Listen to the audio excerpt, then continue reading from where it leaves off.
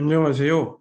2024 대입 결과 분석과 최신 대입 성공 전략 강의를 맡게 된 저는 서울에 있는 영동일 고등학교 진학부장을 맡고 있는 윤희태라고 합니다. 앞으로 2024 대입의 특징적인 부분, 그리고 작년에 있었던 결과를 분석해서 2025 대입에서는 과연 어떤 전략을 가지고 해야 학생들이 대학에 잘 들어갈 수 있는 대입 성공을 할 수 있을지에 대해 지금부터 설명해 드리도록 하겠습니다. 자, 우선 대입 성공이란 무엇일까요?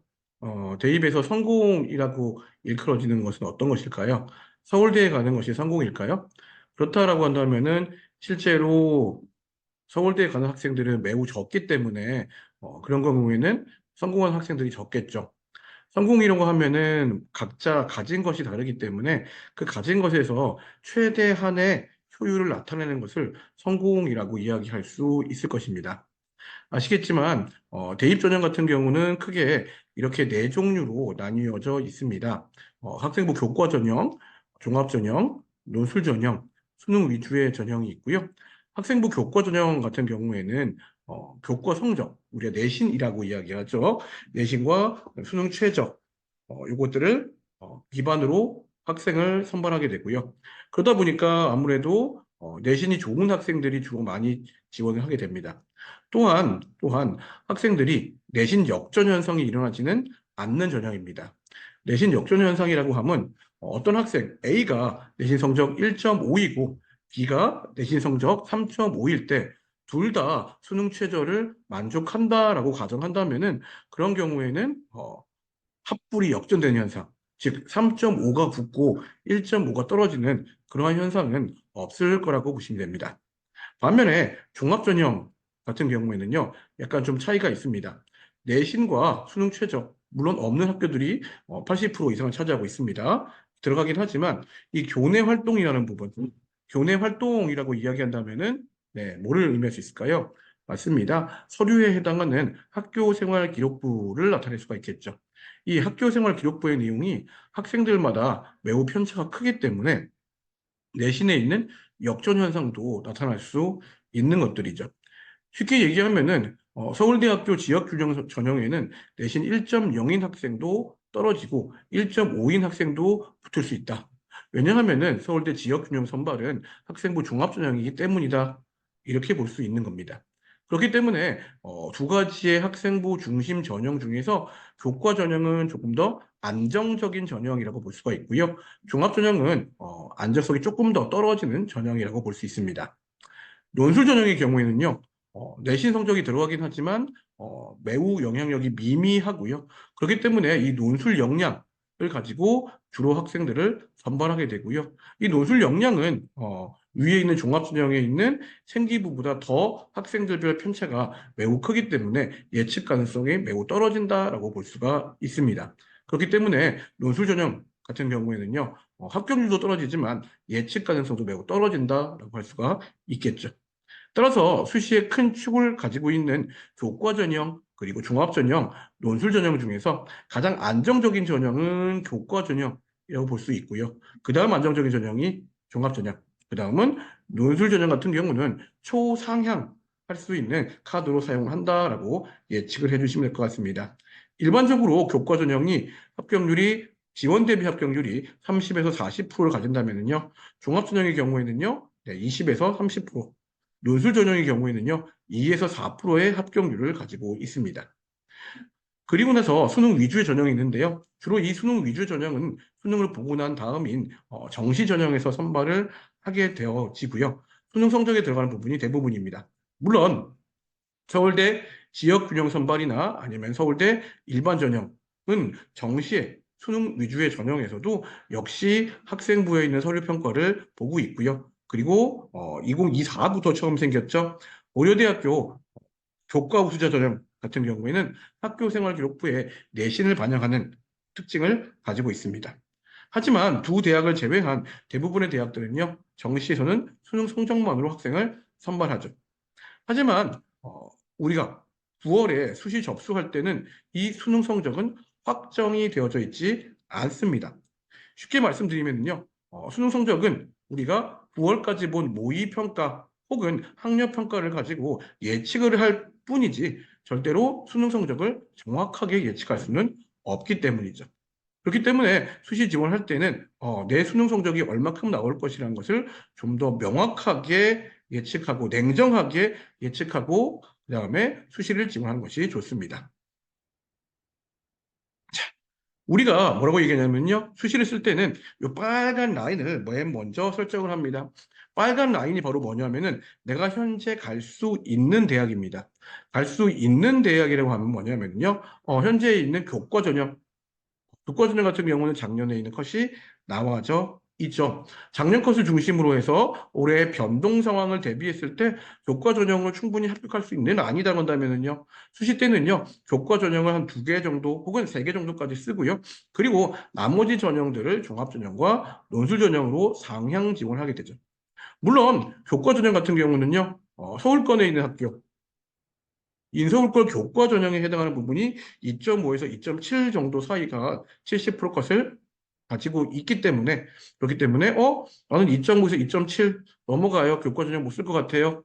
나는 그리고 나머지 대학들은 가지 않겠습니다. 라고 이야기한다면은 그런 경우는 그 당시에 모의고사 성적을 기준으로 한 수능 전형을 예측해 본 것으로서 요 빨간 라인을 구성하고 그리고 위쪽에 있는 상위권 학교들을 상향 지원해 볼 수 있다는 얘기입니다. 결국에는 이 갈 수 있는 대학에 있는 대학에 지원하고 이 대학에 가는 것은 결국에는 내가 가지고 있는 역량들 그대로 가는 거고요. 그렇지 않고 이 위쪽에 있는 종합전형이나 논술전형에 합격한 학생들 같은 경우는요. 내가 갖고 있는 즉 내가 갖고 있는 역량 그대로 가기보다는 나의 장점을 최대한 많이 사용해서 갈 수 있다는 것을 의미합니다. 우리가 어떤 물건을 구매할 때도 같죠. 그렇죠? 싸게 구매할 수도 있고 아니면 제값을 다 주고 구매할 수도 있고요. 심지어 웃돈을 주고 구매할 수도 있습니다.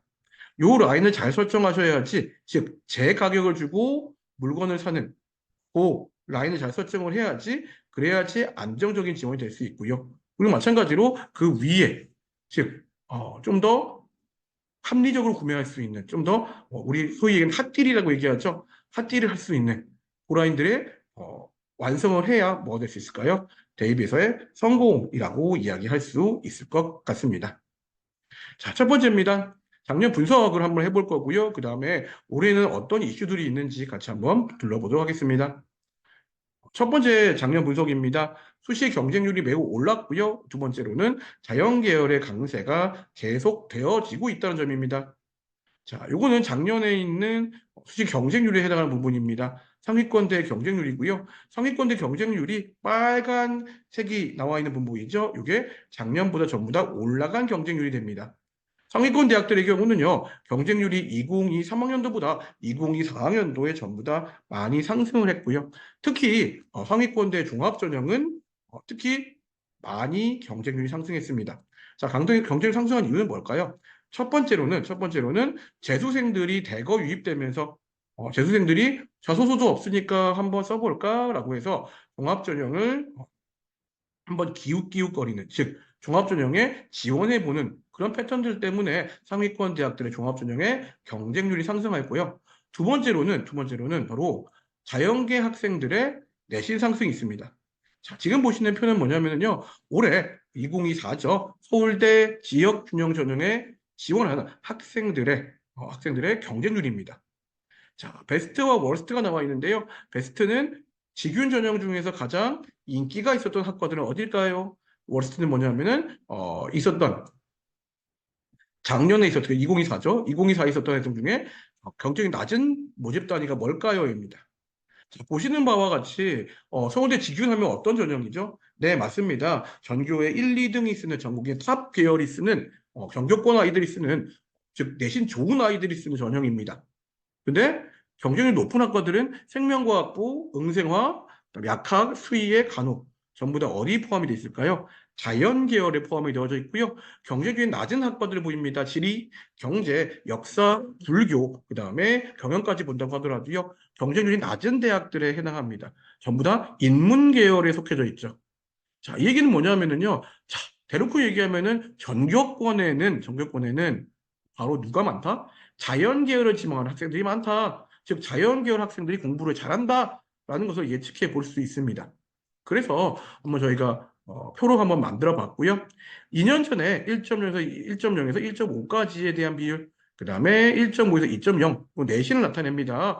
보시면은 인문계열과 자연계열을 비교했을 때 1.x에 해당하는 소위 얘기하는 공부 좀 잘한다는 학생들 같은 경우는 인문계 대 자연계의 비율이 1대 2 이상으로 자연계 학생들이 잘하는 애들이 많았다는 얘기죠. 심지어 2024 작년 같은 경우는 이런 추세가 더 심해져서 1대 2가 아니라 3대 7까지 올라갔습니다. 그죠? 이 얘기는 뭐냐면요. 결국에는 내신 잘하는 학생들은 자연계가 많아요. 내신 잘하는 학생 자연계가 많다고요? 그럼 그게 무슨 문제죠? 네. 학생들이 뭐가 좋으니까 성적대가 좋으니까 그럼 어떻게 할까요? 상향 지원하는 추세가 많다는 얘기죠. 자연계를 중심으로 매우 상향하는 패턴들이 많았기 때문에 그렇기 때문에 서울 시내에 있는 주요 대학들의 경쟁률이 매우 상승하였다. 특히 내신이 들어갈 수밖에 없는 종합전형 같은 경우에는요, 상승폭이 더 늘어날 수밖에 없었다라는 부분입니다. 그래서 자연계열 강세가 좀 더 심해지고 있고요. 그래서 자연계 중에 특히 학생부 중심 전형, 교과나 종합 같은 경우는요, 입결의 상승이 같이 따라왔다. 즉 어쩔 수 없이 잘하는 애들이 많으니까 경쟁은 심해지고요. 경쟁이 심해진다면은 바로 입결이 올라갈 수밖에 없다는 것을 의미하죠. 두 번째입니다. 작년에 수능에 대한 부분을 한번 분석을 해보도록 하겠습니다. 자, 왜냐하면은 우리는 작년 수능을 바탕으로 해서 뭘 해볼까요? 올해 우리는 수능에서 어떤 선택 과목을 선택할지 결정할 수 있겠죠.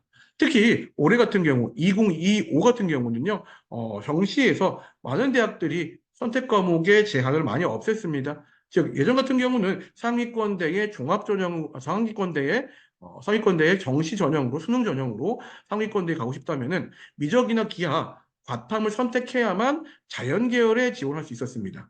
근데 올해 같은 경우는 성대, 연대를 비롯한 많은 대학들이 이런 것들을 폐지했어요. 이 얘기는 꼭 미적이나 계열을 선택하지 않아도 과탐을 선택하지 않아도 자연계열에 지원할 수 있다는 얘기죠. 그렇다면 폭이 넓어졌는데 과연 과연 그렇다면은 선택 과목을 어떤 선택 과목을 선택하는 게 좋을지가 그다음 나타내는 부분일 겁니다. 작년에 응시한 수능의 인원들이 있고요. 응시 인원을 본다고 한다면은 맨 윗줄에 국어를 보면은요. 화작 같은 경우는 비율 자체가 줄었고요. 언매는 비율이 늘었습니다. 역시 언매가 화작보다 표준 점수가 즉 최고 표점이 더 높았기 때문에 언매가 대세가 되어지고 있고요. 수학 같은 경우에도 그죠? 확통 같은 경우는 76에서 43으로 떨어졌고요. 그 다음에 미적분 같은 경우 43에서 48로 늘었습니다. 즉 기하와 확통 같은 경우는 줄어들었고요. 미적이 훨씬 더 많아졌죠. 이 마찬가지로 수학 선택 과목 중에서도 최고 표점, 즉 다 맞았을 때에 맞을 수 있는 표준 점수가 누가 미적분이 가장 높았기 때문에 이런 현상이 일어났다고 보실 수 있을 것 같습니다. 자, 결국에는 표준 점수 유리함 때문에 언매 그리고 미적으로 학생들이 이동하고 있다는 거고요. 이런 현상들은 2025 학년도 입시인 올해 입시에도 마찬가지가 될 것이다. 두 번째입니다. 사회를 선택한 학생들의 수학의 선택 과목이 뭐였는지에 대한 부분이에요. 작년 같은 경우는요. 사회를 선택하면서 미적분을 선택한 학생이 11,000명가량이었습니다. 근데 올해는 사회를 선택하면서 미적분을 선택한 학생이 17,000명, 무려 6,000명가량 증가했죠. 50% 이상 증가를 했습니다. 엄청나게 많은 증가를 보였고요. 이 얘기는 최상위권을 보는 학생들이 사탐, 즉 인문계를 지망하는 학생들이라도 미적분을 선택해서 더 높은 표점을 받으려고 노력을 했다는 부분입니다. 물론 이런 현상은요. 과학을 선택한 자연계열 지망 학생도 비슷했고요. 자연계열 같은 경우에도 작년에는 자연계열, 과탐을 선택하면서 미적분을 선택한 학생들이 17만 명이었는데 올해 같은 2024 같은 경우에는 그죠? 18만 명으로 무려 10,000명가량 늘었습니다. 점점 인문계든 자연계든 미적분의 선택 과목으로 학생들이 이동을 하고 있다는 측면입니다. 국어입니다. 작년에 일단 특징은 뭐냐면요. 모든 과목이 어려웠다라는 부분이고요. 이번에서 알 수 있는 것처럼 언매는 원점수 100점을 맞으면 150점, 그다음에 화작은 146점으로 언매가 원점수 대비 표준 점수는 최고 표점이 더 유리했다라고 보실 수 있을 것 같습니다. 플러스 1등급 때 표준 점수가 무려 150부터 133까지로 매우 잘 썰려졌다. 잘 썰린다는 의미는 뭘까요? 네, 변별이 매우 잘 되었다라는 것을 의미하게 되죠. 그래서 표점 142점의 최고 100분위를 가진 학생들 같은 경우는요, 표점의 이득을 상당히 많이 볼 수 있었다는 부분입니다.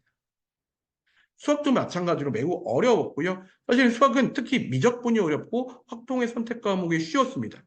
이런 현상이 생기면서 표점의 최고점이 148점과 137점으로 무려 10점 넘게 차이가 나게 되었고요. 이를 설명드리면 확통을 원점수 100점 맞아도 미적 88에 있는 원점수와 같은 표준 점수를 받을 수밖에 없다는 얘기입니다. 미적 봤는데 3개 틀렸어요. 의 표준 점수와 확통 봤는데 다 맞았어. 요의 표준 점수가 같다는 얘기죠. 이렇게 선택 과목의 유불리가 매우 많이 났기 때문에 여전히 학생들이 최상위권 같은 경우는 미적분을 이동을 했다라는 거입니다. 영어입니다. 영어 같은 경우에도 1등급이 4%에 3등급 이내의 비율, 3, 2, 1등급을 맞은 학생들이 45%에서 40% 사이, 즉 50%가 채 되지 않았습니다. 이 얘기는 매우 어려웠다라는 것을 의미하고요. 영어 같은 경우도 2등급 이내의 점수를 받으면은요, 중위권 대학에서는 매우 유용하게 활용할 수 있었습니다. 2022 수능과 2023 수능 같이 비교해 보면은요, 우리가 1등급만 갖고 생각을 하는데요, 1등급은 아니에요. 왜냐하면은요, 2022 같은 경우는요, 3등급 이내의 학생들이 50% 이상이었는데, 2023에는 몇 프로가 됐죠? 48% 정도가 됐고요. 그리고 2024에는 그보다 더 떨어졌다는 얘기입니다. 탐구로 넘어가 보면은요, 탐구 같은 경우는, 네, 자, 과탐과 사탐의 비교입니다. 여기 나와 있는 거는 2023의 최고 표점과 2024의 최고 표점을 비교하고 있고요. 요거의 평균을 낸 게 밑에 나와 있습니다. 사탐 같은 경우는 2023에서 2024로 바뀌면서 최고 표점이 떨어진 게 무려 10점 가까이 나기도 했습니다. 생윤과 윤사 같은 경우에는 작년보다 최고 표점이 7.9점 떨어지면서 매우 많은 하락폭을 가지게 되었고요. 그러다 보니까 결국엔 최고 표점도 낮았고 생활과 윤리나 윤리와 사상을 선택한 학생들이 올해 입시에서는 상당히 좋은 성적을 거두지는 못했다라는 거죠. 반면에 과탐 같은 경우는요. 작년과 큰 차이는 없었고요. 평균적으로 작년보다 0.3이 올랐습니다. 사탐은 2.8이 떨어졌죠. 그리고 전체적인 평균을 2년 동안 봤을 때 어떻죠? 네, 과탐 같은 경우는 평균 자체가 떨어지는 게 적고 그 다음에 사탐 같은 경우는 많습니다. 그리고 중요한 거는 둘 다 누구보다 사탐보다 과탐이 항상 높았다라는 것을 알 수 있습니다. 그렇다고 한다면은 같은 계열에서 내가 굳이 사탐과 과탐 중에서 어느 것이 더 안정적일 것이냐라고 생각한다면은 안정적인 거는 과탐일 수밖에 없는 거죠. 물론 사탐이 과탐보다 네, 공부한 내용치가 더 많기 때문에 쉽지 않은 측면을 가지고는 있습니다만은 그래도 과탐이 할 수 있다면은 좀 더 안정적인 선택이 될 수 있습니다.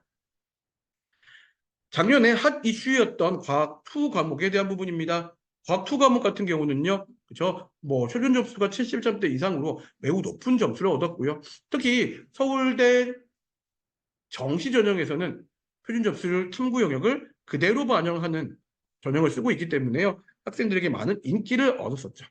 보시면은요, 물리학 2 같은 경우 여기서는 특히 2 과목에서는 남자와 여자의 차이가 매우 컸습니다. 다 맞은 학생들 비교해 본다고 하더라도 그리고 화투를 본다고 하더라도 생투를 본다고 하더라도 지투를 본다고 하더라도 그죠? 남학생과 여학생의 비율에서 훨씬 더 남학생이 여학생보다 높은 점수를 얻었다는 것을 알 수가 있습니다. 그 다음은 최상위권. 자, 옆에 왼쪽에 보이는 것이 작년의 수능 표준 점수의 합, 국어, 수학, 탐구의 표준 점수의 합입니다. 표준 점수의 합을 봤을 때, 이 합을 기준으로 봤을 때 수학의 선택 과목이 무엇이냐라는 부분이고요. 보시면은 역시 서울 시내에 있는 좋은 의대에 지원할 수 있는 430대 학생들 같은 경우는요, 미적분이 전부 다를 차지했고요. 429까지도 미적분이 다였습니다. 410대로 내려와야지 확통과 기하가 생기기 시작했고요.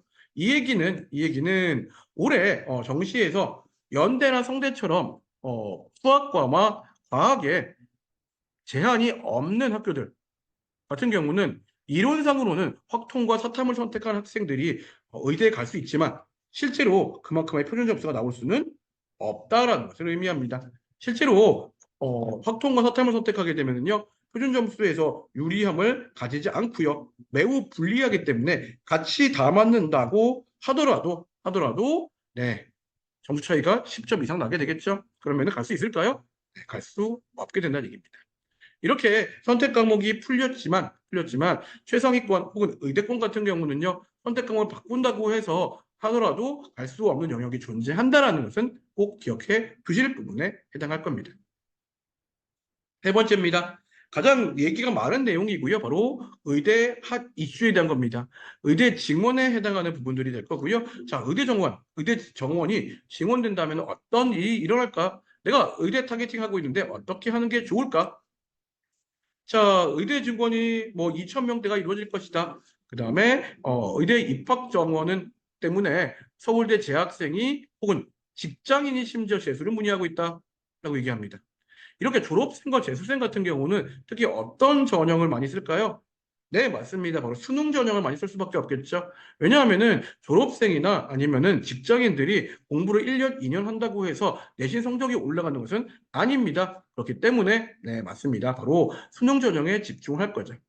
이렇게 뭐가 나와 있는 뉴스에 나와 있는 걸 바탕으로 본다면은 학원에서 주로 생각하는 수능 전형이 많이 늘어날 것 같지만 실제로 본다면요. 왼쪽에 보이는 것이 2024 작년에 있는 전형별 유형들이었고요. 오른쪽에 있는 것이 2025 증원 전에 있는 인원들입니다. 보시면은요. 그리고 일반 전형 중에 수능 전형을 운영하는 비율은 28%이고요. 그리고 지역의 교과를 운영하는 게 19%, 그다음에 일반 전형의 종합으로 운영하는 게 20%입니다. 쉽게 얘기하면은 일반 수능이 많긴 하지만 종합과 교과가 차지하는 비율이 매우 크다는 얘기죠. 자, 이렇게 보시면 될 것 같습니다. 전국에 있는 의대를 본다고 한다면은요, 수능은 35%고요. 학생부 중심에 해당하는 종합과 교과는 28 더하기 29, 네, 57%입니다. 수능은 35, 학생부는 57. 즉, 쉽게 얘기하면 1,000명이 는다고 하더라도요, 1,000명이 는다고 하더라도요, 2,000명이 는다고 하더라도요, 그 중에 50%, 1,000명 이상, 이 훨씬 넘겠죠. 1,000명이 넘는 숫자는 전부 다 먹을 거라는 얘기예요. 네, 맞습니다. 학생부 중심이 될 거고요. 수능은 몇 프로밖에? 35%밖에 되지 않는다. 즉, 아무리 많이 늘어봤자 2,000명 중에서 700명밖에 안 될 것이다. 그것도 최대치다. 근데 심지어 이마저 언론에 어떻게 나오고 있죠? 네, 맞습니다. 지역과 수도권에 대해서 어떻게 직무를 시킬 건 나오고 있어요. 사실은 지금 있는 이슈들은 수도권 대학들의 의대는 이미 150명, 100명에서 150명가량 뽑고 있습니다. 그리고 의대 같은 경우는 서울권 같은 경우도 150명, 160명이 맥스라고 생각을 하고 있어요. 그렇기 때문에 굳이 수도권을 많이 안 늘리고 지역에 있는 소규모 의대, 3, 40명 의대를 정원을 늘릴 거다라고 생각을 하고 있습니다. 하지만 올해 있는 정원을 그대로 생각해 본다고 하더라도요. 현재 있는 수도권에 있는 의대와 지역에 있는 의대를 비교해 보면은 그죠? 2대1 정도로 지역이 많고요. 증원이 똑같이 2대1로 된다고 한다면은요. 그런 경우는 수도권은 700명보다 더 적은 숫자가 될 것이다. 오히려 지역으로 의대 증원이 많이 갈 것이다. 자, 그러면 수도권 의대, 그죠? 수도권 의대 어떤 전형들이 늘까요? 이 최대치에 해당하는 677명을 현재 나와 있는 수도권 의대의 네, 정원별로 나눠보면은요, 이런 식으로 나눠집니다. 즉, 수능 전형은 270명 정도가 풀릴 것이다. 최대치예요. 이거는. 왜냐하면 수도권 대학은 더 안 낼 거고요. 그죠? 그렇기 때문에 이거는 정말 최대치로 가정했기 때문에 최대치가 되고 실제로 현실적인 부분으로서는 수도권은 한 300명가량 늘어나면 많이 늘어날 겁니다. 근데 그거에 있는 비율에 한 40%가 되니까요. 실제 늘어나는 비율은 늘어난 인원은 100명에서 150명 규모가 되지 않을까. 물론 맥스는 278명까지 올 수는 있겠지만요. 저는 거의 현실상 불가능하다. 그죠? 여러 가지 사안을 고려해 본다면 150명에서 100명 정도의 사이가 맞지 않을까라고 생각을 하고 있습니다. 지역 인재입니다. 자, 교육부 발표를 보면은요, 지역 인재가 60% 이상 볼 거다는 얘기고요. 이 지역 인재 전형은요, 지역 대학들에게 국한이 되어져 있습니다. 그렇다고 한다면은요, 지역 인재 전형을 대폭 증가시킬 거고요. 지역 인재가 2025 기본 계획에는 현재 네, 맞습니다. 1,061명 나와 있지만요. 최소치 증원 예상한다고 한다면은 1000명가량 더 늘어서 2000명이 넘을 것으로 생각이 되어 있고요. 이 지역 인재는 지역에 있는 학생들만 쓸 수 있잖아요. 그렇죠? 그렇기 때문에 이것 자체에 대한 비율이 전체 일반 전형과의 비율에서 40% 이상을 차지할 수밖에 없을 것이다라고 생각을 하고 있습니다. 심지어 지역대학 예상 인원 60% 지역 인재인데 이 60%가 아니라 동아대, 부산대, 전남대 같은 경우에는 80% 이상을 하고 있고요. 대구권에서는 대구가톨릭대가 현재 60%를 운영하고 있습니다. 이 비율은 더 늘어날 수 있다는 얘기죠. 결론적으로 본다고 한다면은요, 결론적으로 본다고 한다면은, 일반 전형은 수능과 종합이 좀 더 늘어날 거고요. 지역에 있는 전형은 교과와 종합이 늘어날 수밖에 없습니다. 보시면 지역인재 전형은 종합과 교과를 더한 비율이 무려 80%에 가깝습니다. 80%에 가깝기 때문에 이 교과와 종합에 대한 부분들 더 올라갈 수 있고요. 그럼 여긴 정원이 늘은 게 확실하네. 그중에서. 그렇다면 여기는 교과나 종합이 내신 것이 떨어질 수는 있을 거예요. 하지만 많이 떨어지지 않을 겁니다. 우리 첫 번째 이슈에서 보셨죠? 자연계 학생들은 공부 잘하는 학생들이 점점 더 늘고 있습니다. 그렇기 때문에 이 교과 컷은 계속해서 상승을 하고 있고요. 계속해서 상승하기 때문에 컷은 올라가거나 아니면은 미미한 하락 정도가 될 것이다. 오히려 지역 인재 풀이 커지면서 지역 인재에 있는 의대를 제외한 치약 한 수가 좀 성적이 떨어질 수 있는 가능성은 있지 않을까라고 생각을 하고 있습니다. 자, 2025에서 의대 생각하신다면은요, 일단 지역에 거주하시는 분들은 지역 인재 전형을 적극적으로 활용할 필요가 있다. 그죠? 근데 지역 인재 전형은 뭐가 많다? 80%가 교과나 종합이다. 그렇기 때문에 교과를 중심으로 해서 안정 지원할 수 있는 부분, 플러스 종합까지 병행 지원하는 것이 가장 좋은 방법이고요. 그리고 거의 모든 전형의 수능 최저가 걸렸기 때문에 수능 최저를 같이 준비하는 것이 필요하다 생각해 주시면 될 것 같습니다. 어설프게 논술 또는 수능으로만 준비를 하면은요, 지원의 영향도 미미한 편에 속하고요, 확률도 매우 적기 때문에 합격할 가능성은 높지 않을 것이다 라고 생각해 주시면 될 것 같습니다. 특히 학생들이 모두 원하고 있는 수도권 의대 같은 경우에는요, 여전히 지원한다고 해도 지원 규모가 적을 거고요. 그 다음에 매해 시험을 보는 N수생의 혹은 아까 보셨듯이 직장인도 있었죠. 그렇죠? N수생 직장인들 이런 사람들의 뭐 때문에요? 네, 지원 때문에 여전히 좁은 문이 될 것이다 라고 예측할 수 있습니다. 자, 2025 대입의 가장 큰 변화는 뭐냐면요. 학교 폭력 조치사항 대입 자율 반영입니다. 즉 학폭에 대한 부분이 기록이 되게 되고요. 자율 반영이라는 부분은 대학에서 어떤 전형에 어떤 방법으로 활용할지에 대한 부분을 자율에 맡긴다라고 생각을 해주시면 될 것 같습니다. 그래서 학폭에 대한 기록은 없어야 된다.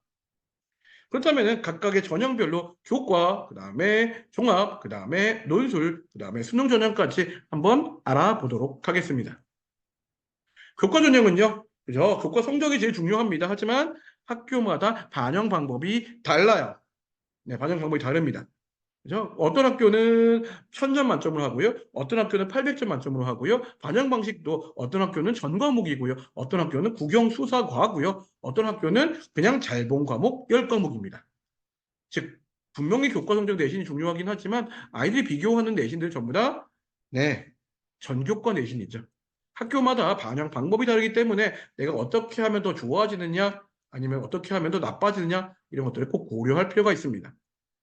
대부분 80% 이상이 수능 최저 학력을 가지고 있습니다. 특히 2025 같은 경우는요, 연세대, 한대 같은 기존에 수능 최저가 없는 교과 전형을 운영하는 학교들이 대거 교과 전형의 수능 최저를 걸어버렸습니다. 그래서 결국에는 수능 최저 기준을 만족하는 게 필요하다. 충원이 많아요. 충원이 많습니다. 충원이 많기 때문에 결국에는 소위 얘기하는 빵꾸가 나기도 하는 전형이다. 하지만 가장 안정적인 전형이고요. 우리가 수시에 쓴다고 한다면은요, 한 두세 개 정도를 써서 수시에 꼭 갈래요 라고 하는 학생들은 이 교과 전형을 10분 이용하는 게 필요합니다. 자, 일반적으로 우리가 보는 내신 컷이고요. 여기 나온 내신 컷, 교과 전형 내신 컷 같은 경우는 70% 컷이고요. 각각 학교들의 가장 아래쪽 학과들을 기준으로 만들었습니다. 메디컬 교과가 1.3 정도, 그 다음에 서성한까지의 교과는 2.1 정도, 중경외시 라인이 2.3 정도고요. 2.5가 홍대나 숙대, 건대, 동대 같은 경우에는요, 교과 전형에 서류가 들어갑니다. 서류 30% 들어가는데 서류에 들어가는 영향력이 있는 편이에요. 그러다 보니까 가로로 묶었고요. 그 다음에 곡순수의 나날까지 본다면 2.7 정도까지 볼 수 있다. 자, 입시 결과에 영향 끼친 겁니다. 올해 걸 예측하려면요, 분명히 우리가 뭐 대기업이나 어디가 사이트 혹은 홈페이지를 보면은요, 작년의 결과들이 올라옵니다. 그렇다면 이 올라온 걸 바탕으로 합격선을 추정해 볼 수 있고요. 근데 이 합격선을 작년과 항상 같지가 않습니다. 작년에 1.5가 붙었으니까 나 지금 1.4니까 무조건 합격할 것 같아. 일까요? 그렇지 않다는 얘기죠. 이유는 뭐냐면은요, 정원이 변화하고 있고요. 마찬가지로 수능 최저 학력 기준 만족의 중심이 되는 수능 응시자 수가 변화할 수도 있고요. 그 다음에 수능 최저가 없다가 생길 수도 있는 거죠. 그렇다면은 작년 것을 그대로 보는 것이 아니라 작년 것을 어떻게 봐야 될까요? 냉정하게 비판하면서 분석해 봐야 된다는 점입니다. 혹은 반영 방식이 변경할 수도 있습니다. 작년에는 그저 진로 선택 과목을 세 과목만 반영하고 A를 1로 줬는데 올해는 진로 선택 과목을 전 과목을 반영하고 A를 1로 준다. 라고 한다면은요, 학생들 진로 선택을 더 많이 선택해서 A를 더 많이 받을 거고요. 이 A를 더 많이 활용할 수 있기 때문에 성적대는 더 위로 올라갈 수도 있다는 점입니다. 자, 한번 보는 거예요. 그죠? 이거는 이제 작년에 한번 예측을 해본 부분이고요. 2023에서 2024 오면서 정모도 좀 감소했고요. 그 다음에 수능 최저가 좀 완화됐지만 응시자수가 좀 떨어졌고요. 그리고 반영 방식이 진로 선택을 A를 1등급을 전부 다 줘버리면서 학생들의 컷이 올라갈 수밖에 없다는 얘기죠. 그래서 자연계열 합격선 같은 경우는 상승이 예상됐고요. 인문계열 합격선은 유사하거나 소폭 상승이 예상되었다는 것을 알 수가 있었습니다. 학생부 교과 전형 대비 전략 한번 보시면은요. 1학년 때부터는 내신을 열심히 합니다. 근데 2학년 때 내신이 제일 힘들어요. 왜냐하면은 성적이 나오는 과목이 너무너무나도 많습니다. 2학년 때. 특히 자연계열 같은 경우는요. 수학이 원투 배우고 그다음에 확통을 배우기도 하죠. 어떤 학교들 같은 경우는. 그리고 과학 원 과목을 배우면서요. 매우 학생들이 힘들어하는 경우가 많다. 오히려 3학년 때는요. 자연계열은 일부 학생들은 네, 두 과목이나 세 과목만 성적이 나오는 경우도 있다. 내신이 나오는 경우, 즉 등급이 나오는 경우도 있다라는 부분입니다. 올해는요 상위권대 그렇죠. 뭐 서울대 제외한 교과 전형 운영하는 연대부터 시작해서 네, 어디까지 중경 내신 라인까지 전부 다 교과에 수능 최저가 생겨버렸습니다. 얘기는 수능 최저를 준비하지 않으면 쉽지 않을 거고요. 특히 수능 최저를 맞추기 어려워하는 누구들이죠? 네, 인문계열 학생들 같은 경우는 좀 더 수능에 생각을 가지고 공부를 열심히 하는 것들이 필요합니다. 가장 안정적인 지원 컨셉이다. 종합전형입니다. 결국에는 내신 좋은 학생들 한정이 되어 있죠. 첫 번째 말씀드렸던 교과 전형의 경우에는요. 내신 좋은 학생들이 주로 지원하게 됩니다. 좀 종합전형은 내신 좀 떨어지더라도 다른 학업적 역량 혹은 학습 태도라든지 아니면 공동체 역량이 우수한 학생들을 선발할 수 있다는 얘기죠. 상위권대 같은 경우에는 교과 심화, 즉 세특과 그 다음에 창체 관련까지 연계 심화까지 하는 것들이 필요하고요. 중하위권은 기록에 있어서 잘한다는 기록보다는 내가 뭔가 하나만이라도 정말 열심히 했다라는 경우에는 과감히 지원하셔도 합격이 가능하다라고 생각을 해줄 수 있을 것 같습니다. 자, 내신에 대한 부분이고요. 자, 스카이부터 건너공까지가 일반고 기준으로 2점대 후반까지 합격하는 얘기입니다. 성월대 같은 경우는요, 1.3도 떨어지고 2.3은 붙을 수 있다는 얘기죠. 이게 바로 서두에 말씀드렸던 버역전 현상, 내신에 있는 역전 현상이 발생한다는 얘기고요. 그 이유는 바로 뭐다? 학교 활동에 해당하는 부분, 교내 활동에 해당하는 부분이 차이가 매우 클 수밖에 없기 때문이라는 부분입니다. 자사고 특목고 같은 경우는 약간 다르고요. 그죠? 보통은 스카이 건너공까지가 3.5 정도 라인까지, 그다음 인서울 컷이 한 4.5 정도 라인 것이다. 왜냐하면 자사고 특목고 같은 경우는 수시에 대한 부분을 좀 더 많이 활용을 하기 때문이죠.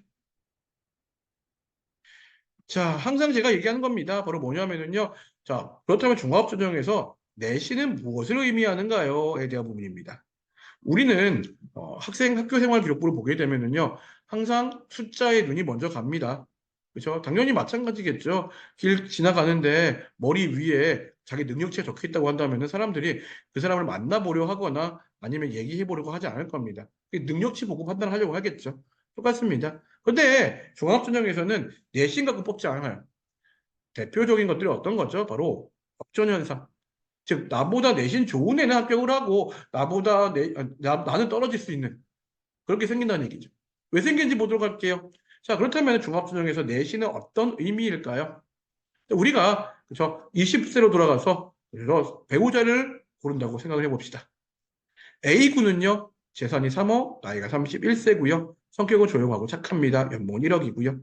B군의 경우는요, 2억이고, 나이는 30세, 긍정적이고 성실합니다. 연봉은 1.5억이고요.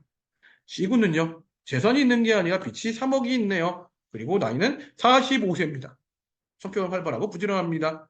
연봉은 2억이고요. 자, 이렇게 나와 있다고 한다면요, 어떤 사람을 고를까요? 네, 아마 마음속으로 생각을 해보면은요, 어떤 사람은 A군, 어떤 사람은 B군을 고를 겁니다. C군을 제외했을 거예요.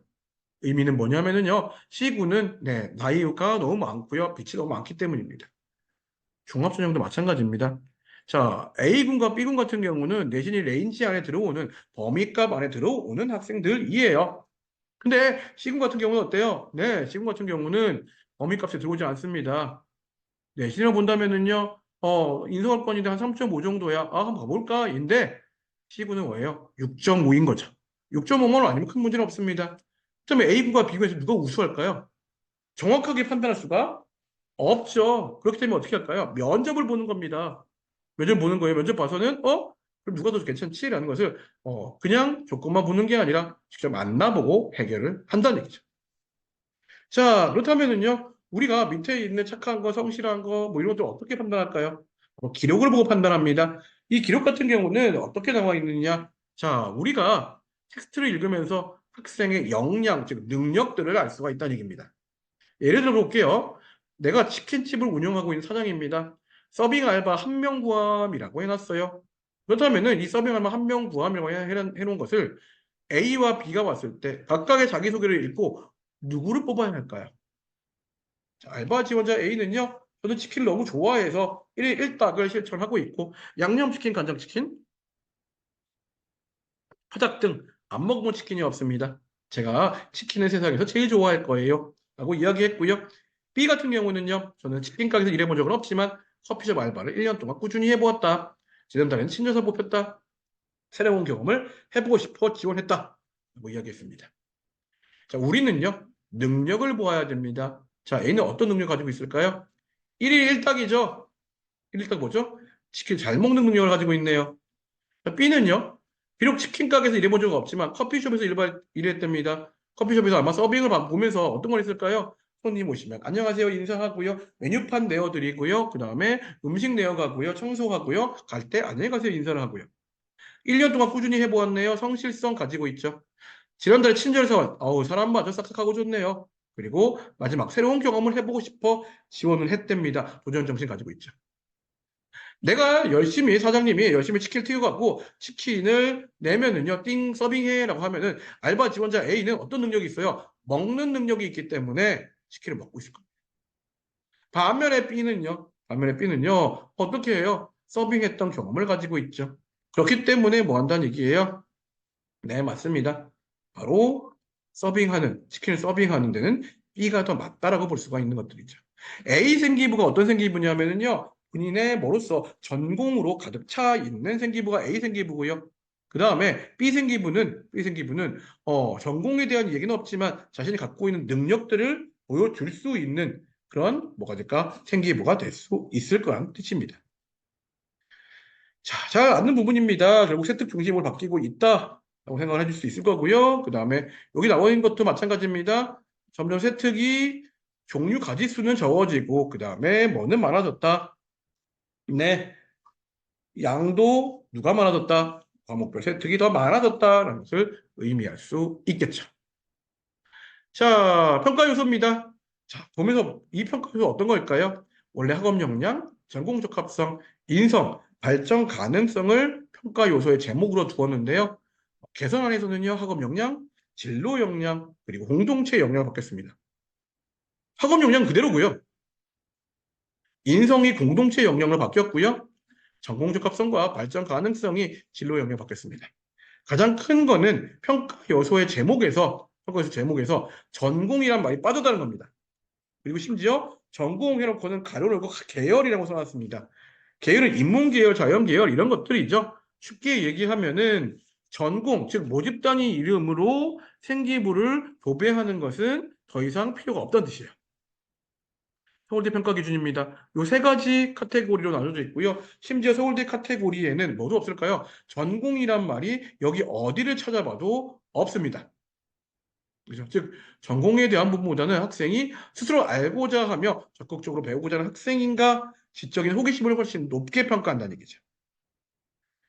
자, 그렇다면 어떻게 준비하는 게 좋을까요? 준비하는 방법은 첫 번째는 교육 과정에 해당하는 부분입니다. 서울대를 비롯한 많은 학교들이 전공 선택 가이드북을 내고 있고요. 여기 보이는 게 서울대 전공 이수, 여기 보이는 게 경희대부터 시작해서 중대까지의 전공 이수 과목들, 여기 보이는 것들이 이제 네, 맞습니다. 동국대에서 나온 가이드북입니다. 이런 식으로 전부 다 나와 있는데요. 이런 것들 바탕으로 1단계 진로 선택과 관련된 교육 과정을 선택을 하고요. 2단계 선택한 과목 교과에서 교과 탐구를 시작을 하고요. 3단계는 거기 플러스 알파예요. 내가 이걸 해봤더니 이게 더 궁금해져서 이것까지 해봤어요까지 보여준다는 얘기죠. 즉 교육과정 선택이 있다고 한다면은요. 그 다음에는 뭐로 넘어가고요. 네, 교과 탐구로 넘어가게 되고요. 즉 수업 시간에 무엇을 외웠는가, 그 다음에 그 이상을 노력했는가, 그 다음에는 수업 시간에 배운 걸 바탕으로 발전, 활용시켜 나갔는가입니다.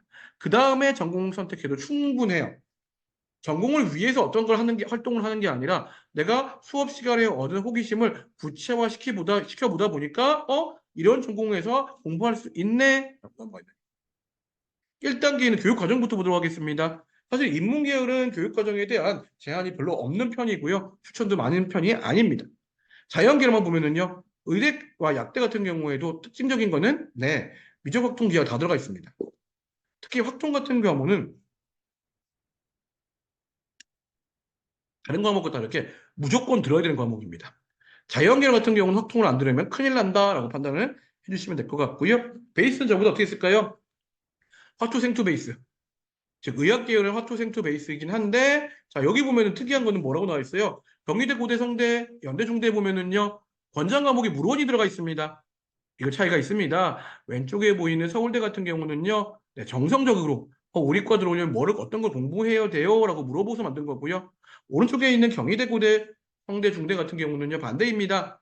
합격생들 중에 60% 이상이 들었으면 권장 과목, 80% 이상이 들었으면 핵심 과목 이렇게 표현했다는 얘기죠.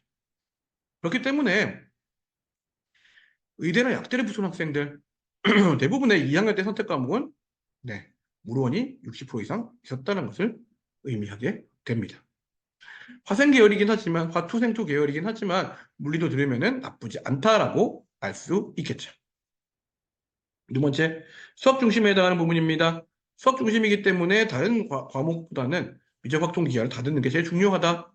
그죠? 수교과, 그다음 수학과, 검공, 그다음에 산공 등을 볼 수 있습니다. 물리기계 전자계열입니다. 수학에서 미적분 기하를 다 들어야 되는 것은 마찬가지고요. 그리고 물원의 몰투베어스티스 플러스 화원 화투까지. 즉 물리기계 전자 같은 경우는 물원, 물투, 화원, 화투 그리고 수학의 미적 확통 기하다라고 생각해 주시면 될 것 같습니다. 네, 그 다음은 건축과 건환공입니다. 건축, 건설 환경공학과죠. 이런 경우에는요 사실 많이 없습니다. 물리를 우대하긴 하는데요. 수학만 다 들으면은 크게 문제는 없다라고 보실 수 있을 것 같습니다. 신소재 재료공, 화생공에 해당하는 부분입니다. 의외로 여기도 베이스는 물투, 화투 베이스가 제일 크고요. 화생공, 생명이 들어가긴 하지만 핵심 과목에 물투가 들어가 있습니다. 물투를 선언한다라는 부분이고요. 뒤쪽에 있는 경희, 고대, 그 다음에 성대, 연대, 중대를 본다고 하더라도요. 결국에는 물투에 해당하는 부분, 화투에 해당하는 부분까지 들어야 한다. 드디어 지구과학이 나왔습니다. 지구과학 같은 경우는요, 많이 학과들이 개설이 되어 있지 않는 편이고요. 그래도 지구과학 쓰고 싶다고 한다면은 물투, 지투, 그리고 기하까지 같이 듣는 것이 유리하다. 마지막으로 보건 계열입니다. 이런 경우는 화투, 생투 베이스를 가지고 기본적으로 시작을 한다. 화투, 생투가 그리고 수학 같은 경우는 확통까지만 배우면 된다. 기하까지는 굳이 많이 들어가 있지는 않습니다. 서울대 농생대를 제외하고는요. 기하는 거의 없고요. 대신에 확통은 꼭 들어야 된다. 그리고 확통, 화원, 화투, 생원, 생투 교과 탐구에 해당하는 부분입니다. 더 이상 전공으로 도배된 학생부는 특별히 의미가 없다라고 생각을 해주시면 될 것 같고요. 교과 탐구를 이용해서 기록을 발전시키는 게 필요합니다. 즉 수업 시간에 배운 내용 중에 이 부분은 나는 더 열심히 공부하고 싶어라고 한다면 그 부분을 더 공부했다는 얘기죠. 자, 근데 어디까지냐면은 교과서보다 더 깊이 공부를 해야 돼요. 좀 이따가 예시를 보면서 깊이가 무엇인지를 설명해 드리도록 하겠습니다. 그 다음에 나중에 가서는 그냥 깊이 한번 공부한 게 아니라 그 깊이 공부한 것을 더욱더 발전시키고 더욱더 활용해서 추가적인 걸 공부하면 된다. 마치 대학에서 연구하고 싶은 논문의 주제, 제목을 만든다는 생각으로 접근하는 게 필요하다. 자, 미적분 기하를 선택했습니다. 화투 툴 선택한 학생이 있죠? 그렇죠? 통과 1학년에 들었고요. 대신에 거기서 그렇죠? 힘과 운동에 대한 관계에 대해서 공부를 하고 발표를 합니다. 2학년 때는 그 중에서도 여러 가지 계열 중에서 힘의 분산과 구조에 관한 연구를 했고요. 3학년 때는 지지대의 개수, 각도에 따른 힘의 분산을 계산해 봅니다. 이런 활동들을 거치면은요, 이 학생은요, 물리학과도 가능하고요. 그 다음에 건설환경공도 지원이 가능하고요. 건축공도 지원이 가능하고요. 기계 로봇 에너지공도 지원이 가능하다는 얘기입니다. 이 힘의 분산에 대한 거, 당연히 물리학과도 배우겠죠? 건설환경공, 다리 지을 때 힘의 분산 필요하죠? 건물 지을 때도 필요합니다. 로봇도 마찬가지예요. 로봇도 걸어가려면은 다리의 무게중심이 어디인지 힘의 분산은 어떻게 되는지 필요합니다. 즉, 어떤 학과를 지원하더라도 상관이 없다는 거죠. 두 번째 넘어가 보겠습니다. 인문계열 학생이고요.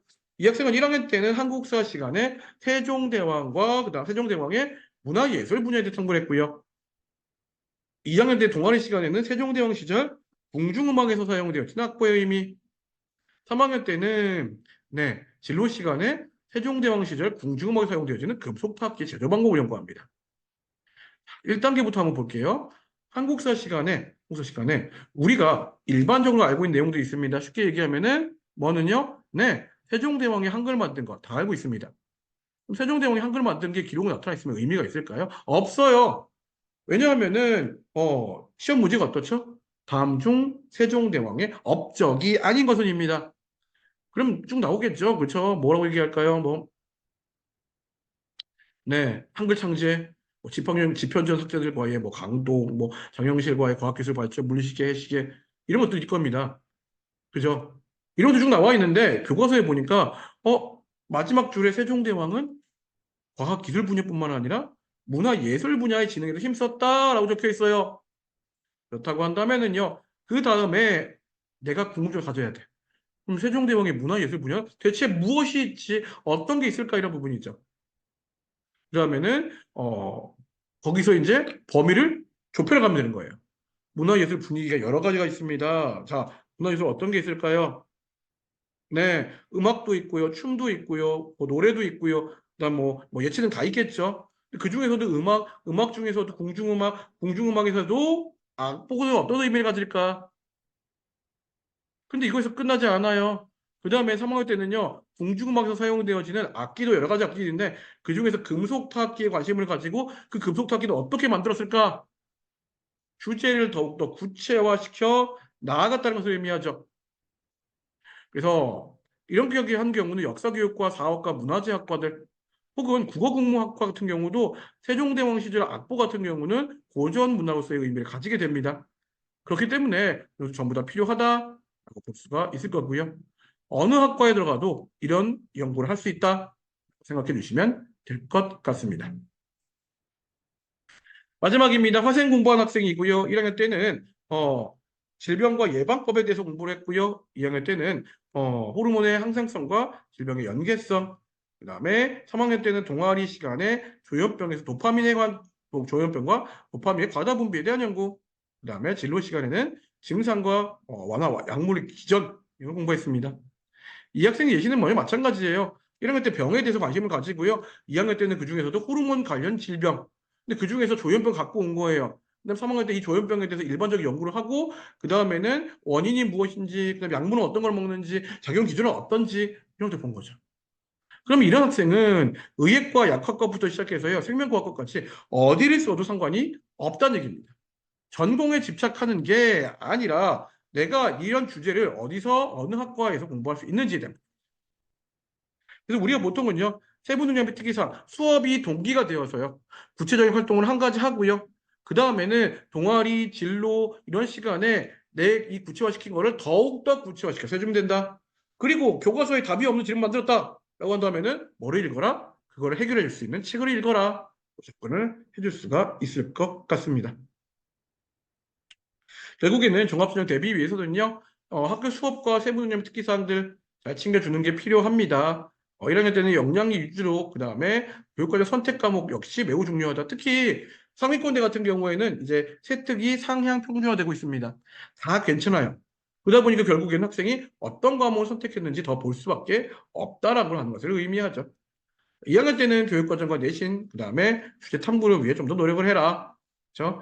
3학년 때는 심화 탐구를 통해서 내가 실제 논문을 쓴다. 대학 가서 논문 쓴다라는 생각으로 논문의 주제처럼 구체화시켜서 만들어내라.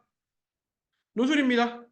논술 같은 경우에는요, 뭐 여러 가지 얘기가 있지만 올해 특히 고려대, 상명대, 신한대, 을지대가 논술 신설했다라는 부분입니다.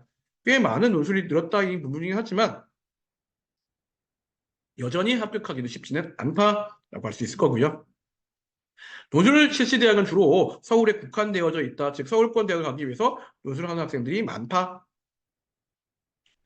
그다음에 의학과 논술 계열들도 있다는 부분입니다. 의대 같은 경우도 전부 다는 아니지만 몇몇 학교들이 논술을 보고 있습니다. 논술 같은 경우는 논술백과 그다음에 학생부 보는 학교들로 나뉘어지는데요. 근데 논술 같은 경우는 학생부의 영향력이 크지 않기 때문에 내신이 6점대가 넘어가지 않는 이상 굳이 학생부에 국한될 필요는 없다. 학생부 때문에 쫄아서 논술을 못 쓸 필요는 없습니다. 논술은 수능 최저가 필연적으로 들어가는데요. 올해 같은 경우는요. 특히 과학에 대한 것들을 이렇게 지정한 미적 기하와 과학을 지정한 논술에서 수능 최저를 지정한 학교들이 이만큼 정도가 있다. 수능 선택 과목 지정 시 이 부분을 기억해 주셔야 됩니다. 네, 수능 최저 학력들이 쭉 나와져 있고요. 그 다음에 네, 이거는 인문계열에 대한 부분입니다. 근데 이거보다 중요한 건 뭐냐면요. 요거예요. 네. 학생들이 수능 최저를 보고 이제 쭉 쓰는데요. 수능 최저 보고 쓰는 게 좋은 성적, 좋은 기준이 아니라는 얘기죠. 특히 인문계열 같은 경우는요. 그 언어 논술 기반으로 하되 도표나 그래프 분석이 되는가, 수리 논술을 보는가, 영어 제시문이 있는가 없는가를 꼭 확인해 보는 게 필요하다. 혹은 여기 나와 있는 가천대, 삼육대, 수원대, 한신대처럼 교과형 논술들, 그렇죠? 원래 줄글러 쓴 논술이 아니라 학교의 서술형 문제 같은 논술, 어떤 유형을 가진지 파악하는 게 필요하다는 부분이고요. 자, 연계 더 심합니다. 첫 번째, 과학을 보느냐 안 보느냐. 그렇죠? 여기 과학을 보는 학교들이 나와 있죠. 과학을 선택하는 학교들, 과학을 지정이 되어 있는 학교들이 있고요. 수학을 본다고 하더라도요. 이 수학이 수원 수통도 들어가느냐, 미적도 들어가느냐, 기하도 들어가느냐, 확통도 들어가느냐. 특히 논술 준비하는 학생들 같은 경우는요. 대부분이 교육과정에 크게 신경 쓰지 않은 학생들입니다. 지금 내가 지원한 학교가 기하 문제가 나와. 난 기하 배운 적이 없어. 그럼 붙을 수 있을까요? 이게 어렵죠. 과목에 대한 부분을 꼭 고려해서 뽑아주세요.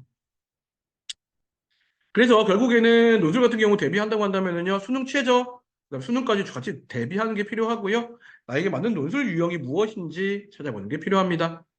그죠? 꾸준히 준비를 해야지 수능이 가능하다. 왜? 논술 누가 쓰니까요? 맞습니다. 바로 졸업생이 쓰기 때문이죠. 선행학습 영향평가 결과 보고서를 보면은 기출문제가, 그 다음에 대학별로 4월에서 5월 사이에 보면은요. 대학별 모의 논술 봅니다. 온라인 말고, 오프라인 말고 온라인도 보니까요. 요거 보고, 그다음에 가이드북도 나오거든요. 이런 거 활용하면은 충분히 대비가 가능합니다.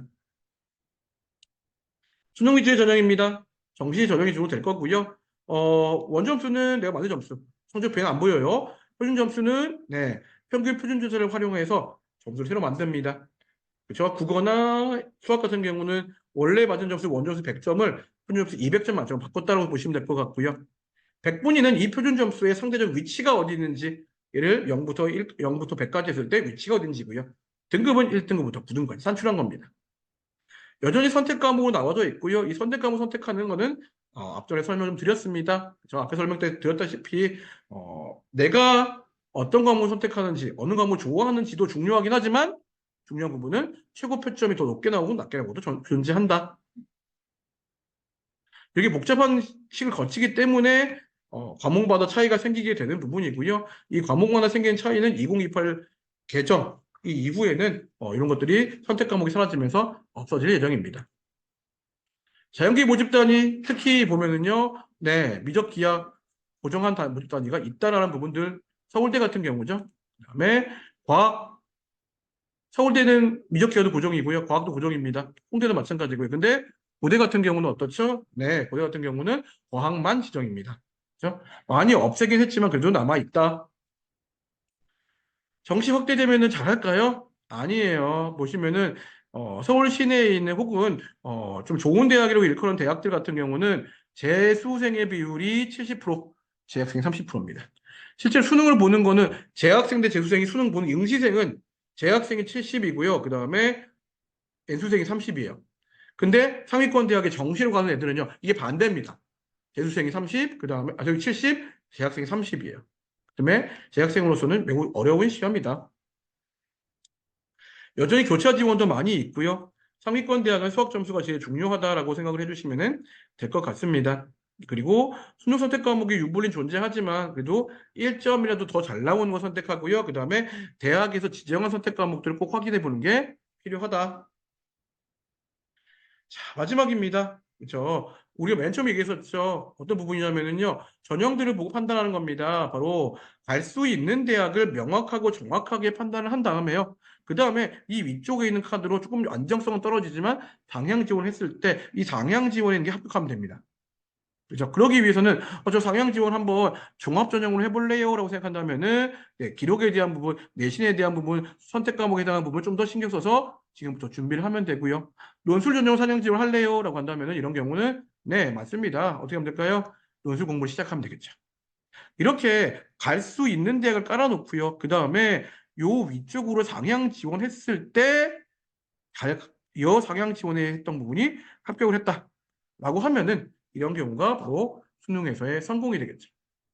여러분들께서 지금 이 강의를 들으시는 일도 마찬가지입니다. 내가 그렇다면 현재 위치는 정확히 어디고 그 다음에 내가 목표로 하는 상향 지원에 해당하는 전형들의 특징들 그 다음에 나의 장점들을 극대화시키는 노력을 하시는 것이 필요하다는 겁니다. 학교 홈페이지나 아니면은 다양한 진로진학 정보센터를 보면은요, 다양한 정보들이 있으니까요, 이런 정보들을 수집하시는 게 필요하고요. 부디 이런 정보들을 바탕으로 해서 2025 입시에서 꼭 성공하시길 바랍니다. 감사합니다.